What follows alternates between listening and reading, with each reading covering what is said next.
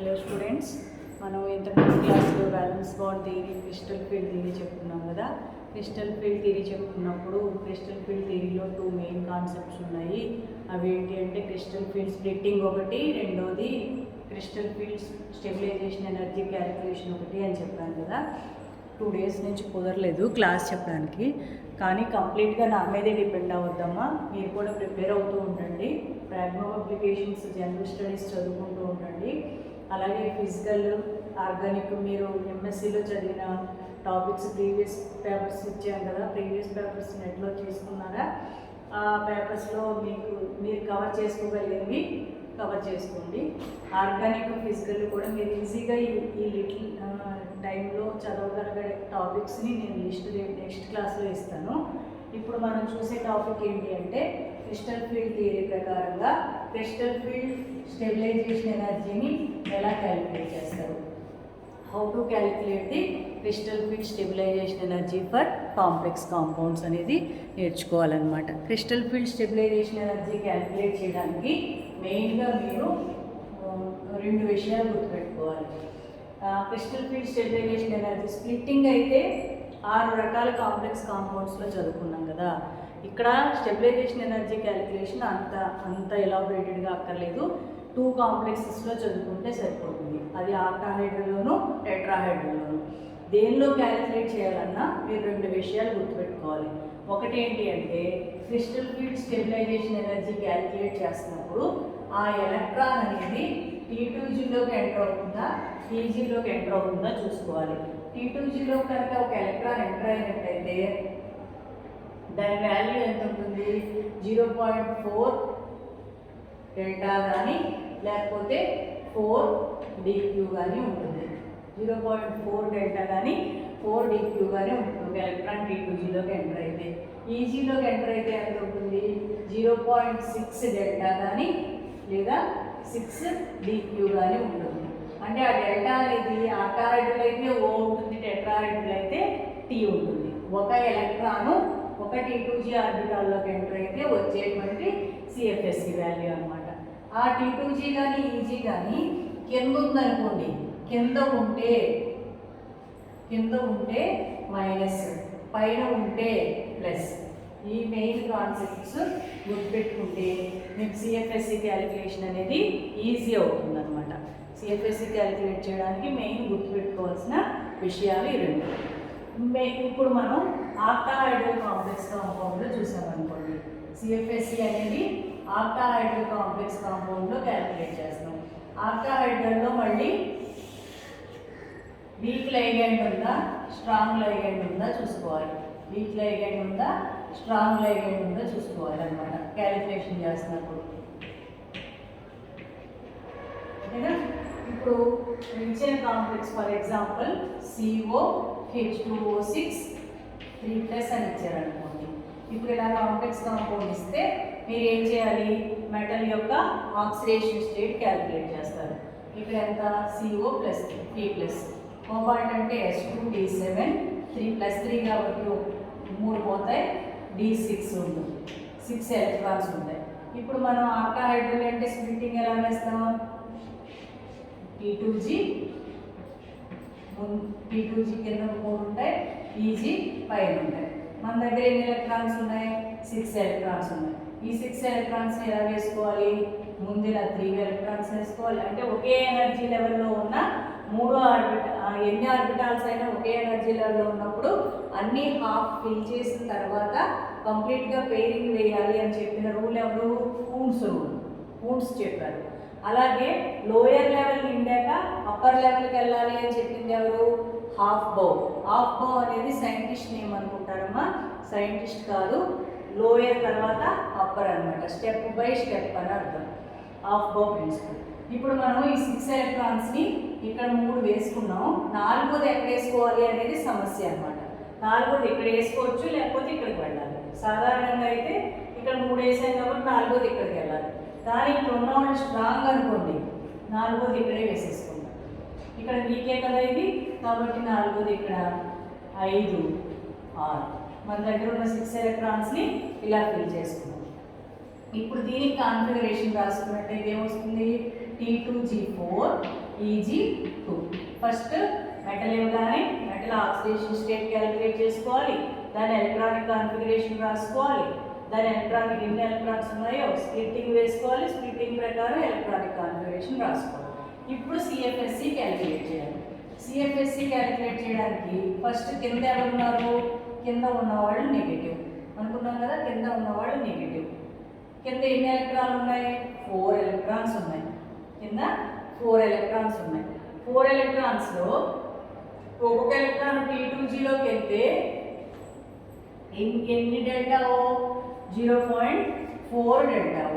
ఒక్కొక్క ఎలక్ట్రాన్కి 0.4 డెల్టా ఓ. మన దగ్గర 4 ఎలక్ట్రాన్స్ ఉన్నాయి కదా, 4 × 0.4 డెల్టా ఓ ప్లస్ పైన ప్లస్ ఎన్ని ఎలక్ట్రాన్స్ ఉన్నాయి, 2 ఎలక్ట్రాన్స్ ఇంటూ ఒక్కొక్క ఎలక్ట్రాన్ ఈజీలోకి వెళ్తే ఎంత, 0.6 డెల్టా ఓ.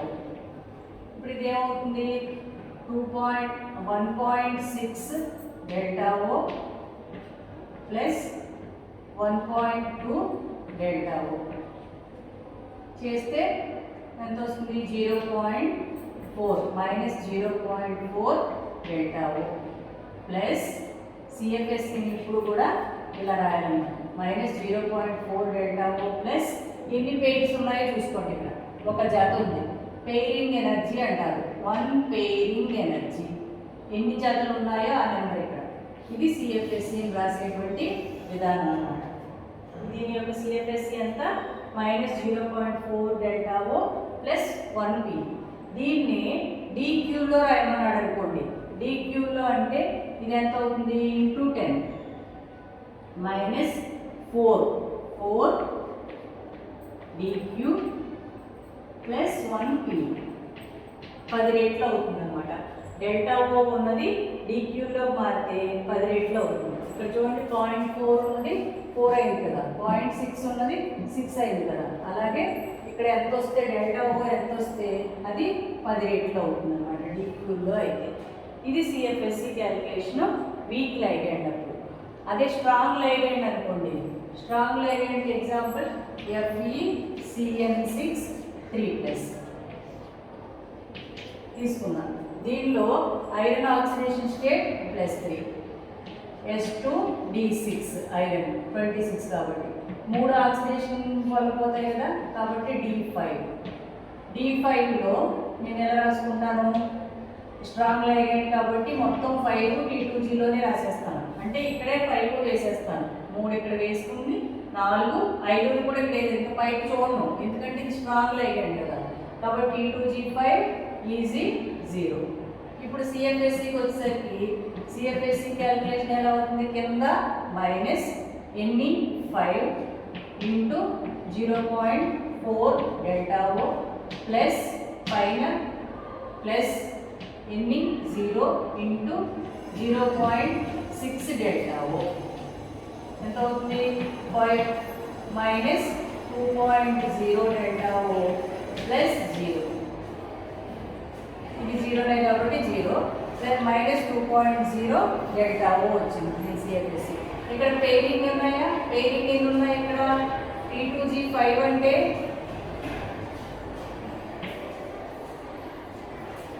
T2GEG, T2Gలో 5 అంటే ఎన్ని పేర్లు ఉన్నాయి, 2 పేర్స్ ఉన్నాయి. కాబట్టి CFSEని ఎలా రాయాలి, 2Pe అంటారు.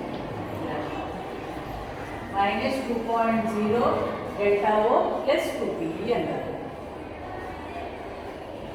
లేదండి ఆక్టాహైడ్రల్ కాదు, నాకు టెట్రాహైడ్రల్ కావాలనుకోండి, టెట్రాహైడ్రల్ కాంప్లెక్స్ కాంపౌండ్లో CFSE క్యాలిక్యులేట్ చేయమన్నారు అనుకోండి. అప్పుడు ఎలా రాస్తాం, టెట్రాహైడ్రల్లో రాసేటప్పుడు PtCl4 2- ఇచ్చారు అనుకోండి. దీన్ని CFSE క్యాలిక్యులేట్ చేయమంటే first nickel palladium platinum group first oxidation state చేస్తాం, అది తెలుసు +2. ఆక్సిడేషన్ స్టేట్ తర్వాత నికెల్ పెల్లాడియం ప్లాటినం కదా, S2D8లో +2 కాబట్టి 2 పోతుంది, D8లో టెట్రాహైడ్రల్ కాబట్టి టెట్రాహైడ్రల్లో స్ప్లిట్టింగ్ ఎలా జరుగుతుంది, EG కింద ఉంటుంది, T2G పైన ఉంటుంది. అంటే 2 కింద 3 పైన ఉంటాయి. ఇప్పుడు ఎలక్ట్రాన్స్ వేసుకోండి. మీ దగ్గర 8 ఉన్నాయి. ఇది వీక్ లైగెండ్ కాబట్టి 1 2 3 4 5 6 7 8 అందరిలో ఒక్కొక్కటి వేసుకోవాలి. వీక్ లైగెండ్ అయితే. అదే స్ట్రాంగ్ లైగెండ్ అయితే కింద జతలు వేసాక పైన వేయాలి. ఇప్పుడు మీ కాన్ఫిగరేషన్ ఏమొచ్చింది? EG4 T2G4 వచ్చింది.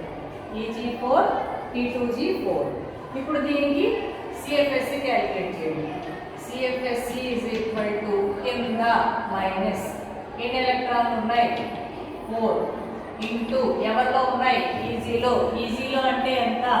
0.6 డెల్టా టీ. ఇక్కడ 0.6 డెల్టా టీ. ఎందుకని? టెట్రాహైడ్రల్ కాబట్టి. ప్లస్ పైన ఉన్నారు T2G. ఎన్ని ఉన్నాయి? 4 ఇంటూ 0.4 డెల్టా టీ. అప్పుడు minus 2.4 delta T plus 1.6 delta T చేస్తే ఎంత వస్తుంది? మైనస్ 0.8 డెల్టా టీ ప్లస్ ఎన్ని జతలు ఉన్నాయమ్మా? ఎలక్ట్రాన్స్ 1 2 3 పేర్స్ ఉన్నాయి. ప్లస్ 3 పేరింగ్ ఎనర్జీని ఇలా రాయాలి. ఓకేనా? ఇది crystal field stabilization energy tetrahedral complex compounds. ఏదైనా కూడా ఇప్పుడు దీన్ని DQలో రాయాలనుకోండి. ఇది ఎంత అవుతుంది? Minus 8 DQ plus 3 PE. ఇది రాయాలనుకోండి. ఇది DQలో రాయాలనుకోండి. ఎంత అవుతుంది? Minus 20 DQ into 10 plus 2 PE.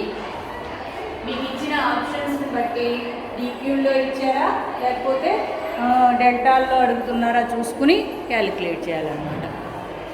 పైన బాక్స్లో ఇచ్చిన కాన్సెప్ట్ గుర్తుపెట్టుకుంటే మీకు క్యాలిక్యులేషన్ ఈజీ అవుతుంది. ఇప్పుడు ప్రీవియస్ పేపర్లో ఇచ్చిన ఒక క్వశ్చన్ చేద్దాం. ఓకేనా?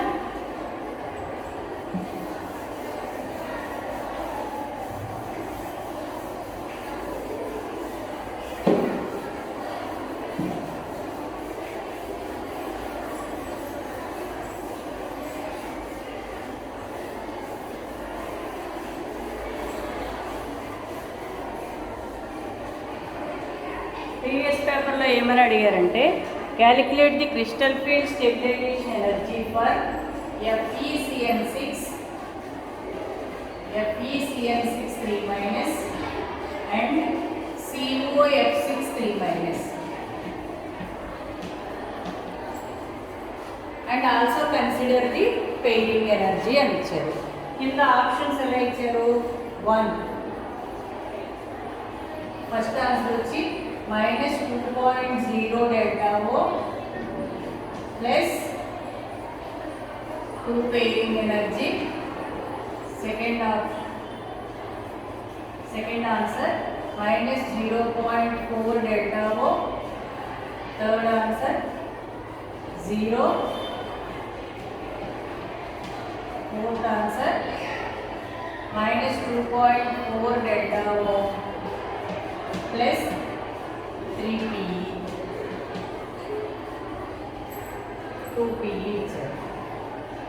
దీనికి ఆన్సర్స్ ఆప్షన్స్ వచ్చి A 1 and 2, B 3, 4, C 2, 4, D 3, 2 ఇలా ఇచ్చారు. అంటే ఈ కాంప్లెక్స్ ఏమో ఫస్ట్ది, ఈ కాంప్లెక్స్ ఏమో సెకండ్ది.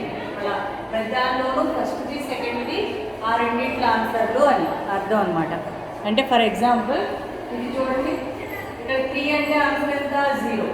0 ఏమో ఎవరిది? దీనిది, CFSE అంటున్నాడు. 4 అంటే ఇదేమో ఎవరిది అంటున్నాడు? దీనిది అంటున్నాడు. కరెక్టో కదా చూద్దాం. ఫస్ట్ మనం క్యాలిక్యులేట్ చేసేసుకుందాం. ఈ CFSE క్యాలిక్యులేట్ చేస్తే ఎంత అవుతుంది? Iron oxidation state +3, S2 D6 plus పోతుంది D5 అంటే 5 ఈజీ 0. ఇక్కడ ఈ 5 ఇక్కడే వేసేసాను, సిఎన్ స్ట్రాంగ్ లైగండ్ కాబట్టి. అప్పుడు సిఎఫ్ఎస్సి ఎంత అవుతుంది? సిఎఫ్ఎస్సి ఈజ్ ఈక్వల్ టు కింద ఉన్నారు మైనస్ ఎన్ని ఉన్నాయి 5 ఇంటూ T20 కాబట్టి 0.4 డెల్టా ఓ ప్లస్ పైన 0 ఇది ప్లస్ పెయిరింగ్ ఎనర్జీ ఎంత? ఇందులో 3 ఆర్బిటాల్స్లో 2 వాటిలో పెయిర్ ఉన్నాయి 2pe. మీకు ఇది ఇలా రాయడం కరెక్ట్గా రాకపోతే ఇలా వేసుకోండి. T2g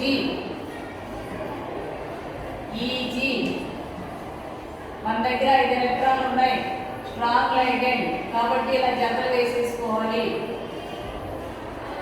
T2g5 ఈజీ 0 జతలు 2 ఉన్నాయి 2pe ఇలా వేసుకుని అప్పుడు ఇలా రాసుకోండి, ఈజీగా ఉంటుంది. ఓకేనా? ఇప్పుడు ఇది ఎంత అవుతుంది? 5.4 ఎంత? -2.0 డెల్టా ఓ ప్లస్ 2pe. ఇది CFSC.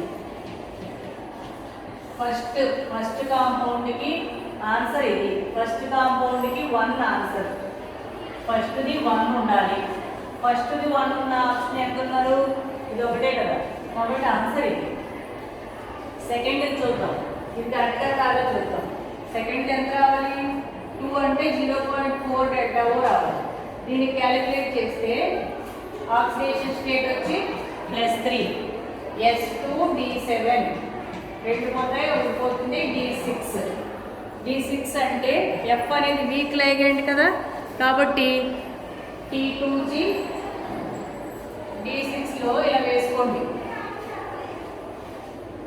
T2g EG T2gలో week ligand కదా, ఒక్కొక్కటి వేసుకుని ఇక్కడ ఒక్కొక్కటి వేసుకుని మళ్ళీ నా దగ్గర 6 ఉన్నాయి, 5 వేసాను, 6వ దగ్గర వేస్తాను. 6 లైగండ్స్ వేస్తే ఎలక్ట్రానిక్ కాన్ఫిగరేషన్ ఎంత వచ్చింది? T2g4 EG2. ఇప్పుడు సిఎఫ్ఎస్సి క్యాలిక్యులేట్ చేయండి. సిఎఫ్ఎస్సి ఎంత అవుతుంది? సిఎఫ్ఎస్సి కింద ఉన్నారు మైనస్ ఎంతమంది ఉన్నారు? 4.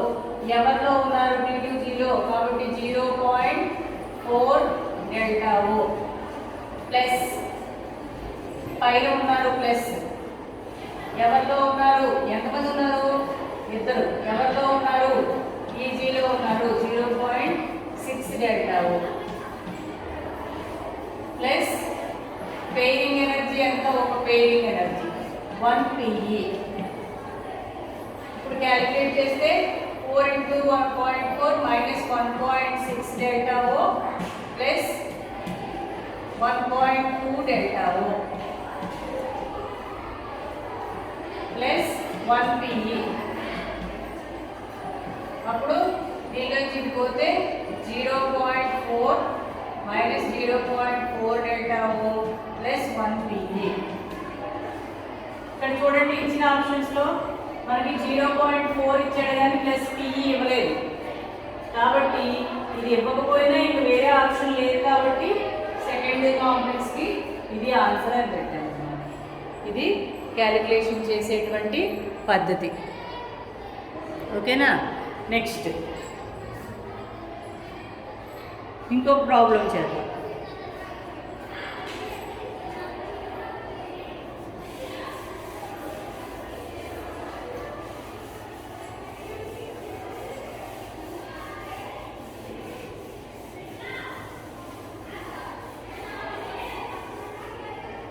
క్యాలిక్యులేట్, ఇది కూడా ప్రీవియస్ క్వశ్చనే.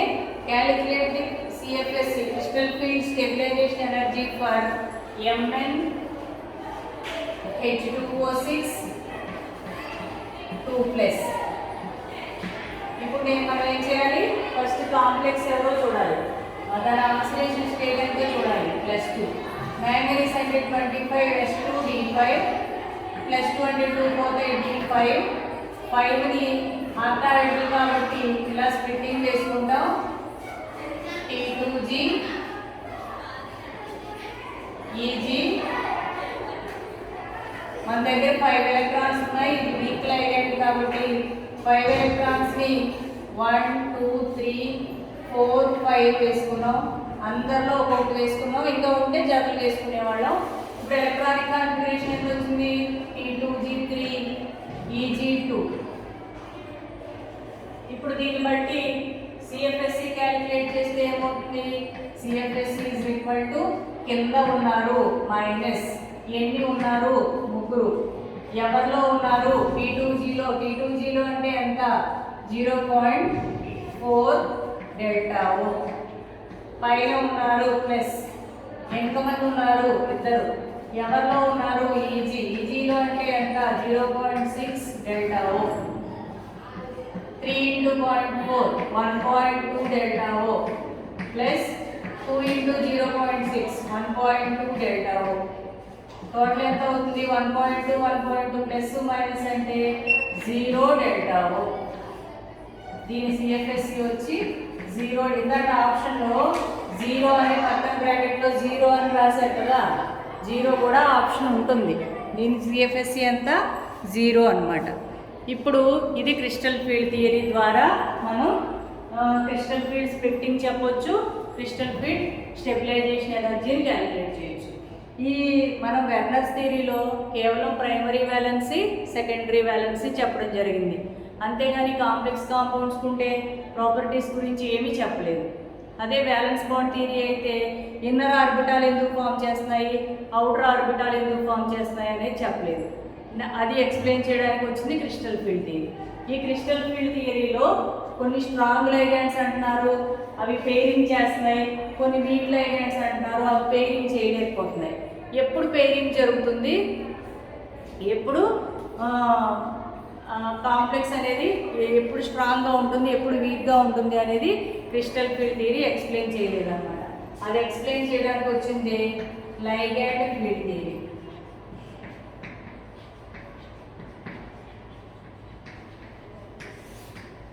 Ligand field theory. ఈ లైగాండ్ ఫీల్డ్ థియరీ అనేది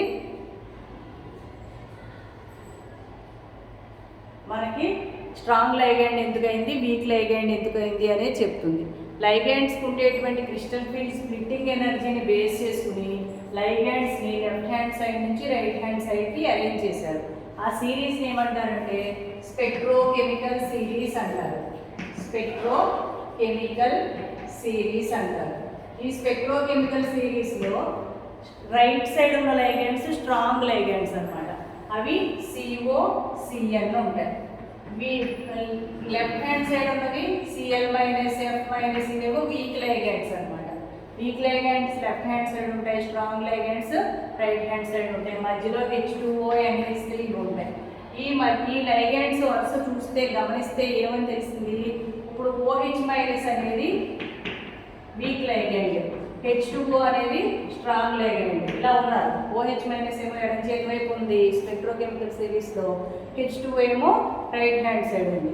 ఎందుకని పైకి కనపడే నెగిటివ్ ఛార్జ్ ఉన్నా కూడా ఇది వీక్ ఎందుకైంది? లైగాండ్ అనేది ఎలక్ట్రాన్స్ ఇవ్వాలి కదా, ఇచ్చేటువంటి కెపాసిటీ దీని దగ్గర ఎక్కువ ఉన్నా కూడా ఇది వీక్ ఎందుకైంది అంటే అది వీక్ లైగాండ్స్ స్ట్రాంగ్ లైగాండ్స్ అనే వాటి మీద ఉండే ఛార్జ్ని బట్టి, అవి ఎలక్ట్రాన్స్ ఇవ్వగలిగే కెపాసిటీని బట్టి కాదు.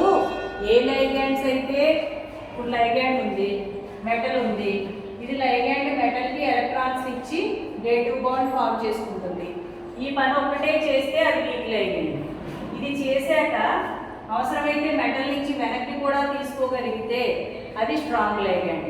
స్ట్రాంగ్ లైగాండ్స్ అంటే ఎన్ని బాండ్స్ ఫామ్ చేయగలుగుతాయి? మెటల్తో బ్యాక్ బాండ్ 2 బాండ్స్ ఫామ్ చేయగలుగుతాయి. వీటిని పై యాక్సెప్టింగ్ లైగాండ్స్ అంటారు. పై యాక్సెప్టింగ్ లైగాండ్స్ అంటారు అన్నమాట. ఏవైతే మెటల్ నుంచి కూడా యాక్సెప్ట్ చేయగలుగుతాయో అవసరమైతే అవి స్ట్రాంగ్ లైగాండ్స్. COCN అనేవి ఇవ్వడమే కాదు, అవసరమైతే తీసుకోగలుగుతాయి. అందుకని అవి స్ట్రాంగ్ లైగాండ్స్ అని లైగాండ్ ఫీల్డ్ థియరీ ఎక్స్ప్లెయిన్ చేసింది అనమాట. ఓకేనా?